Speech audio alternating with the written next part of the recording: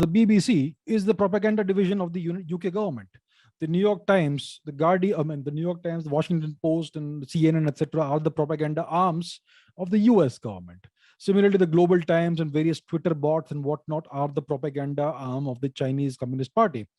We don't seem to have that, right? So we see a lot of misinformation coming from the West right now about what's happening in Ukraine. We have a lot of misinformation coming from the US, from the UK, from the Ukrainian government, etc. And it is all disseminated on various social media channels. India, for some reason, doesn't seem to be doing that. We have no outlet, no media outlet like the BBC, like the Global Times, that puts forth the Indian perspective. We have a number of media channels in India, news channels. Some are in English, some are in Hindi, etc. But they all put forth the Western perspective. We don't get to see an Indian perspective in global geopolitics, on the Ukraine-Russia conflict, on anything at all. It's always a Western perspective. For instance, there are certain news channels which I will not name here.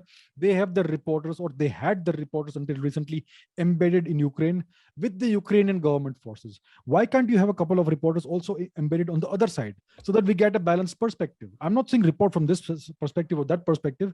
Give us both the perspectives to see what's happening in the war from both sides.